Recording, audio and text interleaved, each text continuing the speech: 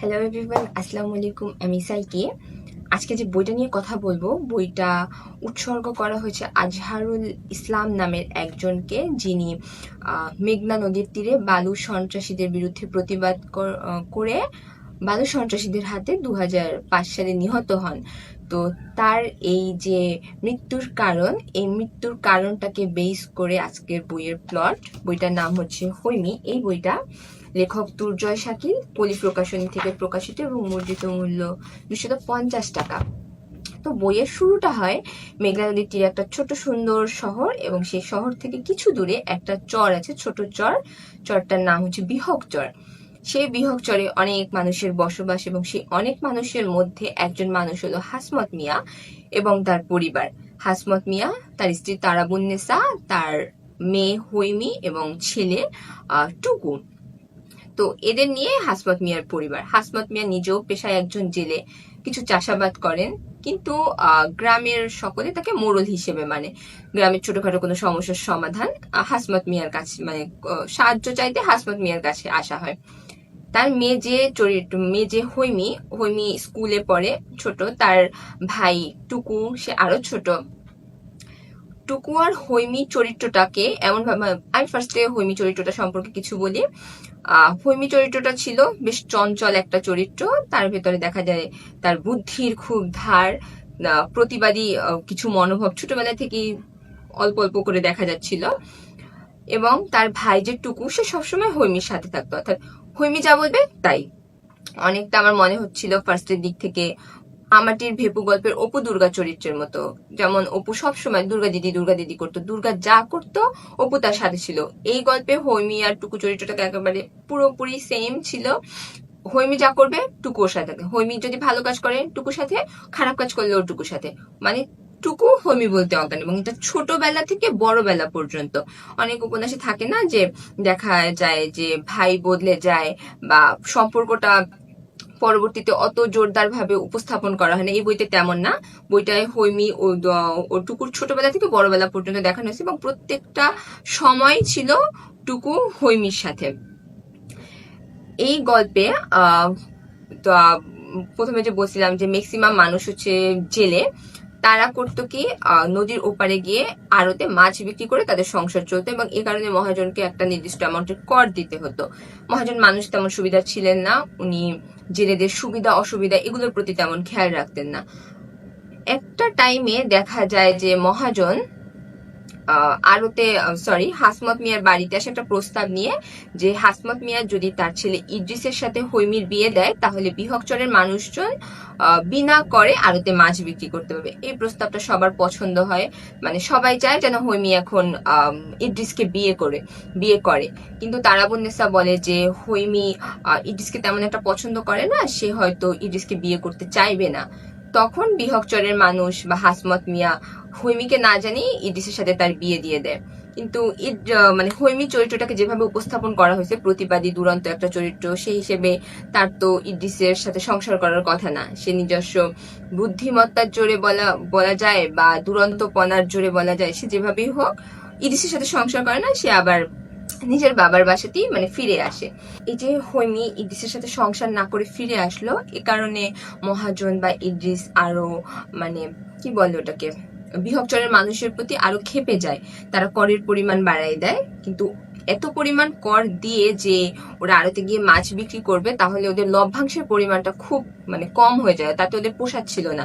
এ কারণে ওরা ডিসাইড করে যে ওরা বিহকচরে নিজেদের একটা আড়ত দিবে, সেখানেই মাছ বিক্রি করবে। সেই হিসেবে ওরা কাজ শুরু করে দেয়। এবং এক্ষেত্রে দেখা যায় হৈমি ওদের কিছুটা বুদ্ধি দেয় যে কিভাবে মানুষজনকে বিহকচরে মাছ কিনতে আসার জন্য রাজি করানো যায়। তো সেই বুদ্ধিতে কাজও হয়।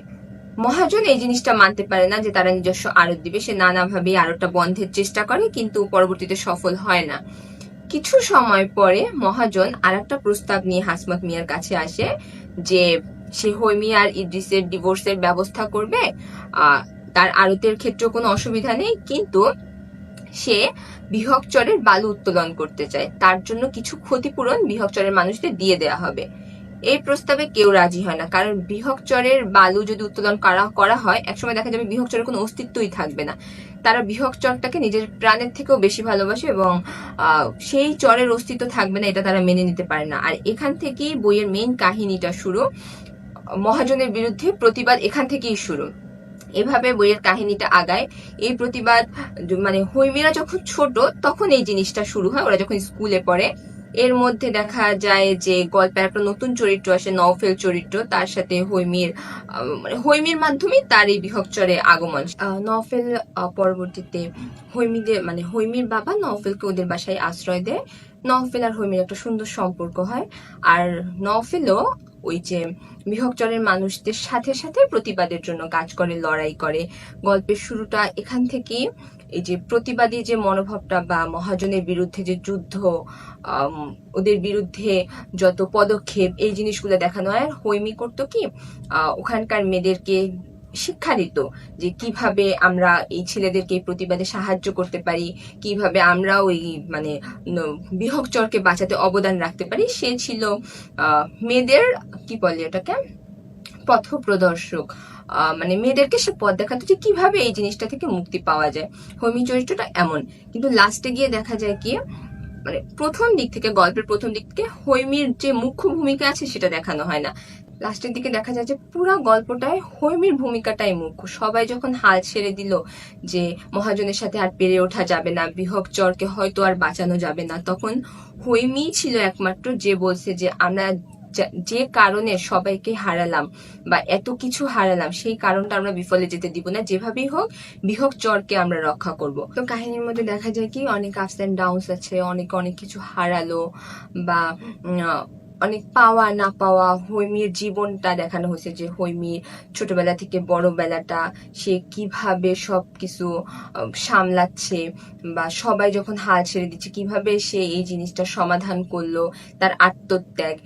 এবং লাস্টের যে এন্ডিংটা মনে হবে যে আসলে এন্ডিংটা এমন না হলেও পারতো, আপনার খারাপ লাগতে বাধ্য হবে। আর সব থেকে যে জিনিসটা এই বইতে ইন্টারেস্টিং লাগছে সেটা হচ্ছে টুকু আর হৈমীর যে একটা বন্ডিং, সেটা। টুকু আর হৈমী আপন ভাই বোন না। টুকুর যখন 4 বছর বয়স তখন ওর বাবা মারা যায় এবং তখন থেকে সে হাসমত মিয়া বাসায় থাকে, সেই হিসেবে ওরা একসাথে বড় হয়েছে। কিন্তু ওদের ভেতর যে একটা বন্ডিং, ওটা হয়তো আপন ভাই বোনের মধ্যে এরকম বন্ডিং দেখা যায় না। সবাই যখন হৈমীকে ভুল বোঝে যে হৈমী হয়তো নিজের স্বার্থের জন্য এই কাজটা করছে, তখন একমাত্র টুকু ছিল যে হৈমীকে বিশ্বাস করছে, ভরসা করছে। যখন হৈমীর বিরুদ্ধে টুকুর ওয়াইফ জাফরানি কথা বলতেছিল, তখনও সে মানে বলছে যে আমার বোনের বিরুদ্ধে কিছু বলবা না, আমি বিশ্বাস করি আমার বোন এমন কিছু করতে পারে না। প্রথম থেকে শেষ পর্যন্ত সে হৈমীর পাশে ছিল প্রত্যেকটা সময়।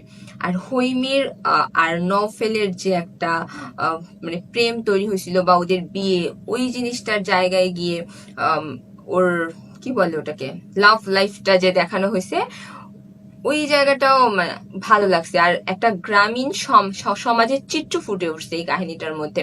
এখানে বেশ কিছু আঞ্চলিক টোন ব্যবহার করা হয়েছে বা আঞ্চলিক শব্দ ব্যবহার করা হয়েছে, যে জিনিসটা গ্রামীণ সমাজের চিত্রটাকে আরো সুন্দরভাবে উপস্থাপন করছে।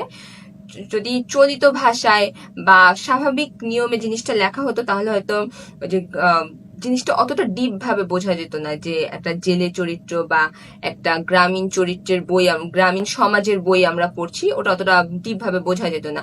এখানে আঞ্চলিক শব্দগুলোর ব্যবহার বা উচ্চারণ যেভাবে করা হয়েছে, আমার কিছু কিছু শব্দ বুঝতে সমস্যা হচ্ছে। পরে দেখলাম যে লাস্টে মানে যেগুলো বুঝতে সমস্যা হতে পারে সেগুলো তারা চলিত ভাষা বা আমরা এখন যেভাবে ইউজ করি সেটা লিখে দিছে লেখক। তো সেক্ষেত্রে আমার বুঝতে সমস্যা নেই এবং আমার মনে হচ্ছে যে ওই রকম ভাষা ইউজ করার জন্য গল্পটা আরো বেশি জোরদার হয়েছে। তো সব মিলিয়ে আমার বইটা ভালো লাগছে। আমি এটাকে আর 10-এর ভেতরে রেটিংস 8 দিব। তবে সব থেকে যে কথাটা আমি বলবো, এই বইটা আমার কাছে আসছে 3-4 মাস আগে, হয়তো একজন গিফট দিছিল। বইটা আমি পড়িনি, আমার পড়ার কোনো ইন্টারেস্টও জাগে নাই। কারণ হচ্ছে এই বইয়ের প্রচ্ছদটা কেন জানি না আমার ভালো লাগেনি, সে কারণে আমি বইটা পড়ার কোনো আগ্রহ খুঁজে পাইনি। কিন্তু বইটা পড়ার পর আমার মনে হয়েছে যে বইটা আসলে আমি আগে পড়লে আমার ভালো লাগতো বা আগে পড়া উচিত ছিল, এতদিন ফেলে রাখা বইটা আমার উচিত হয় নাই। কিন্তু বইটার প্রচার বা প্রচারণা আমি খুব কম দেখছি, বইটা আমার চোখে আগেও পড়ে নাই। তো আপনারা পড়ে দেখতে পারেন, বইটা আমার মনে হয় যে আপনাদের ভালো লাগবে।